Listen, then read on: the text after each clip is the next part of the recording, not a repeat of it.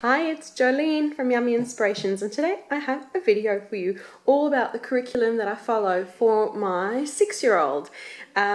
We're in Australia and it's kind of the end of the school year. It's nearing the end of the school year here, and so through this year we have done prep. Well, over the last few years we've done kinder, prep. These books have all helped me with teach him to read and learn basic numeracy and literacy, so I thought I'd talk you through what we've used and what's helped us, and maybe it'll help you too. And I'll leave links down below to all the products that I've got here, all the books and all the resources that maybe they can help you too. So I'll leave the links down below, check them out. So we'll start with this, Teach Your Child to Read in 100 Easy Lessons. I found this book to be really helpful with both of my children. I have a 6 and an 8-year-old, and this book was really helpful. You see it's really tabbed on all the pages.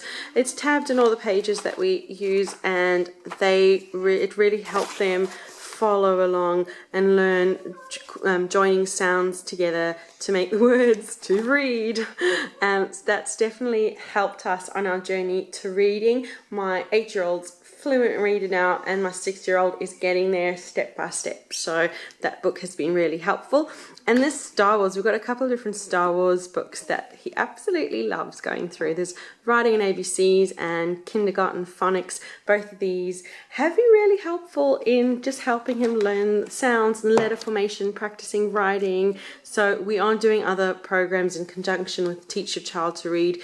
I'm just kind of picking and choosing and being eclectic and using what we find that we like. So these books are really awesome, these Star Wars workbooks. They might be, if you've got a couple of kids in your midst who absolutely adore Star Wars, then these books will just serve the purpose of getting them enjoying everything to do with reading and writing.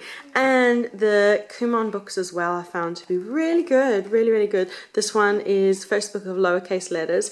I actually just found this one on the bookshelf. I've done uppercase letters with them. There's an uppercase and a lowercase, and we went through the uppercase and we've still got the lowercase to kind of go through, but these ones are really good. I like having lots of different options, and we kind of dip in and out of them rather than strictly following one or the other, and it found it works and they enjoy the process. So these are the kind of workbooks that we dip in and out of when it comes to learning to read. And I've also got a couple of flashcards that I use, 3-letter words and sight words.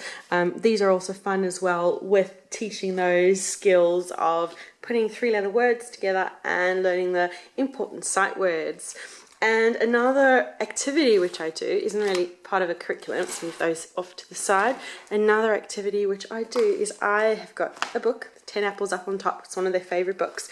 What I did was I painstakingly typed up every single word in this book, and we go through and I teach him a couple of words a day, and slowly but surely he's learning to read the whole book, and it's a really fun activity. It's a really fun way to slowly teach them words. Some he already knows and some may be new to him, but it's just a really fun way. So I've got a whole Ziploc here, and I kind of kept up with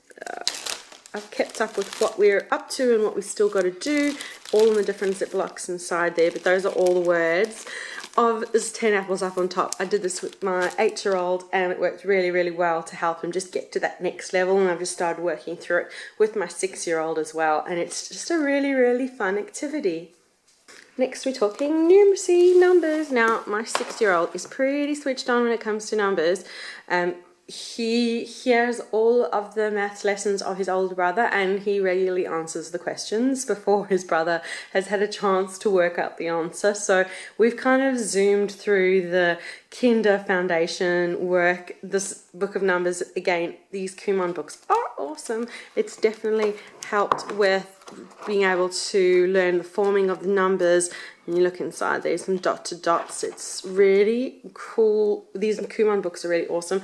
And as I said, we're in Australia, so this kind of covers the foundation curriculum, and it just means that we've ticked all the boxes and that he knows everything he's supposed to know, even though he kind of knows more. He's already finished this book, and yeah, it's all done. It's really I love these targeting maths books. As I said, it follows the Australian curriculum, teaches them everything to know, and thankfully maths was my favourite subject at school when I was growing up, so I love everything to do with maths, so I'm passionate about it, and I'm quite happy just sit hours on end with them doing maths, even though they kind of get the concepts quickly, which is really awesome. I guess they have maths brains too.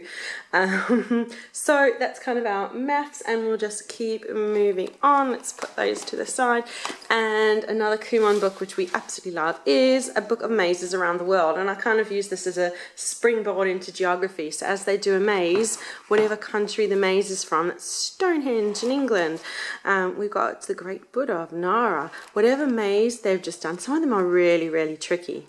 At the Arc de Triomphe, some of these, as I said, they're really complicated mazes. Once they've done it, we go and we look up what place it is, what country, we read a little bit about it, we do a little project, so we use it kind of as a springboard into geography. And according to the curriculum for geography at the kind of prep age, it's pretty basic of my environment and what's around me. My children have been lucky enough to travel around the world a couple of times to England. We've been to Japan, so we kind of incorporate a lot of geography. I'm from South Africa. We incorporate a lot of geography about where the family are from, where they're based, so they do a lot of work looking at maps and their knowledge of geography. And when we go on adventures into the city, I incorporate geography of let's work out where we're going, look at the maps and do it all together. So that's kind of how geography is incorporated. And science is kind of our everyday, but this book is awesome if you haven't got it already. 365 science experiments.